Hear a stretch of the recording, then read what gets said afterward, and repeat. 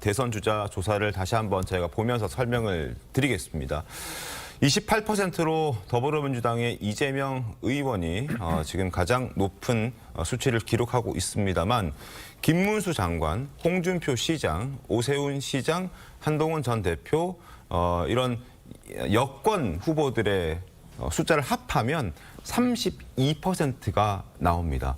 그러니까 이재명 대표의 28%보다 4%포인트 정도 높은 거죠.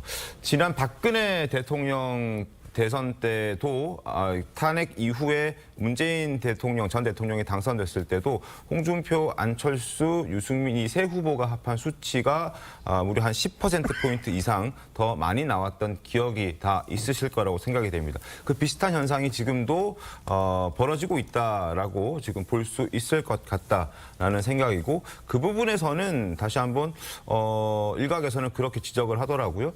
아직 완전히 판세가 결정된 건 아니지 않느냐, 그렇게 볼 필요는 없지 않느냐, 이런 지적도 나오긴 하던데요. 사실상 대선이 만약에 이루어진다면 구도 싸움이 되게 중요합니다. 앞서 앵커께서 말씀하신 것처럼 2017년 조기 대선 때 네. 문재인 대통령이 받았던, 그때 후보가 받았던 게 41%고요. 유승민, 그다음에 안철수, 그다음 홍준표 후보가 받았던 게 52%입니다. 결국은 그때 만약에 단일화가 이루어졌다고 한다면 해볼 만한 상황이거든요. 네. 그러니까 이번 싸움도 지금은 여러 가지 부침이 있겠지만 저는 중도를 어떻게 가져오느냐, 그리고 여당에서 봤을 때는 후보를 어떻게 보면 단순화하느냐, 구도 싸움이 될 것 같은데 저는 지금의 상황이 앞으로의 어떤 조기 대선을 했을 때 최종 결과가 이렇게 될 거라고 될 거라고 저는 여러 가지 부침이 있을 거라고 생각되는데요. 네.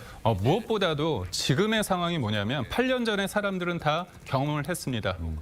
탄핵을 통해서 조기 대선이 이루어졌을 때 네.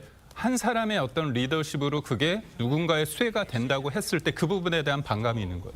그때는 문재인 후보였다면 지금은 이재명 후보가 될 수 있는데, 그렇다면 문재인 후보에 대해서 이재명 후보가 가지는 단점이 문제가 많다는 걸 이미 알고 있는 겁니다. 네. 사법 리스크도 있고요. 국정을 바라보는 어떤 방식, 그 부분에 대해서 사람들이 느끼는 어떤 공포감이, 그거에 대한 반감이 크기 때문에 이런 현상이 전 나온다고 보고, 그런 측면은 네. 그리고 또 하나 저희가 보여드릴